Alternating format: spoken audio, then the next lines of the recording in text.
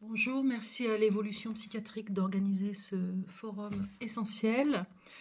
Je suis Cécile Evati, je suis psychologue, je travaille en psychiatrie depuis longtemps.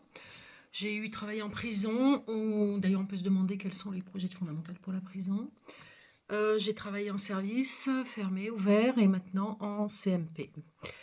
Je vais vous parler depuis ma place de membre du bureau de CPL, mais je fais un petit coucou aux nombreux collègues que je repère ce soir, qui font partie du printemps de la psychiatrie, voilà, le printemps de la psychiatrie qui se bat pour une psychiatrie à visage humain.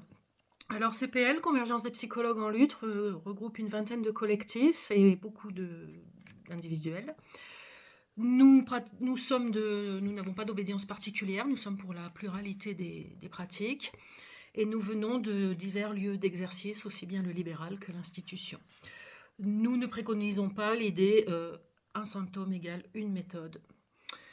CPL a eu sa première réunion en janvier 2022, initiée par l'ADA à Montreuil, suite aux assises macroniennes de septembre 2021, qui a vu l'annonce de l'avènement du dispositif Mon Soutien Psy, celui-ci étant mis en place en avril 2022.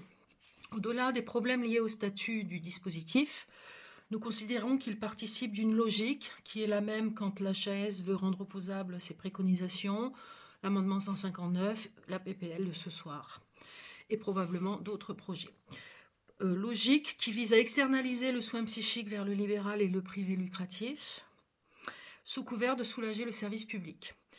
CPL demande le refléchage des budgets du dispositif vers le service public. Nous considérons que si on veut aider le service public, on peut l'aider directement plutôt que des expédients.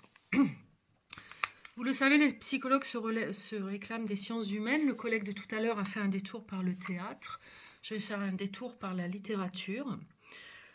Cette revendication ne veut pas dire que nous soyons anti-science. Bien au contraire, nous respectons la science dite dure quand elle respecte ses propres lois, pas quand un certain scientisme s'auréole de science pour servir une certaine idéologie. Monsieur Gonon développe ça très bien dans ses textes. Le livre en question est celui d'Adèle Lyon qui s'appelle « Mon vrai nom est Elisabeth ». Il s'agit d'une jeune femme qui s'inquiète de devenir folle un peu comme les femmes de la famille, avec une petite idée de génétique, et notamment comme son arrière-grand-mère qui a été hospitalisée en psychiatrie. Elle se lance dans une enquête. Au cours de celle-ci, et c'est cette partie qui m'a beaucoup frappée, elle fait une enquête historique sur la lobotomie. Quelqu'un tout à l'heure en a parlé et a rappelé que le médecin avait eu le prix Nobel. C'est quelque chose que j'ai dû refouler, je ne veux pas le savoir. Donc la lobotomie, c'est un médecin que je qualifierais un peu de Frankenstein aux USA, qui se convainc que c'est scientifique, que de faire des trous dans la tête des gens, ça rend moins fou.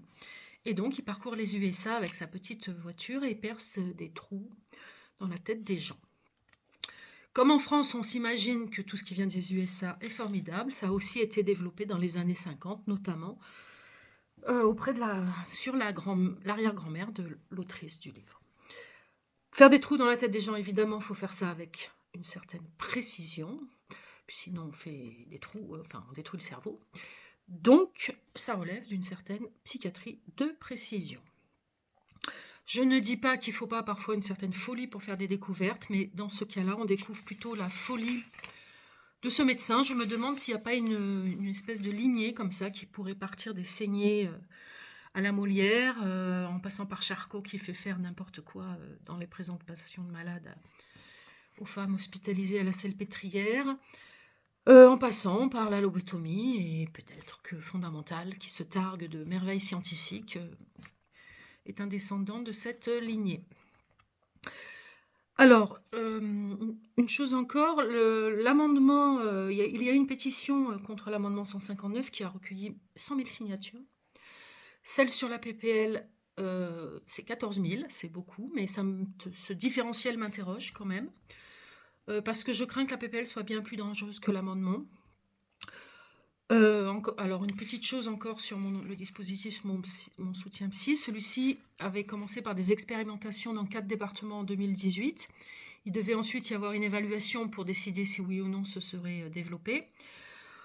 Au profit du Covid, cette évaluation n'a pas vraiment eu lieu. Il s'est dit qu'il fallait absolument aider tout le monde et qu'il fallait vraiment se dépêcher de le développer. On mesure là le côté très peu scientifique de l'affaire. Je me demande s'il n'y a pas un parallèle, hein. Les centres experts, il y en a déjà 54, ils ont un petit côté expérimental.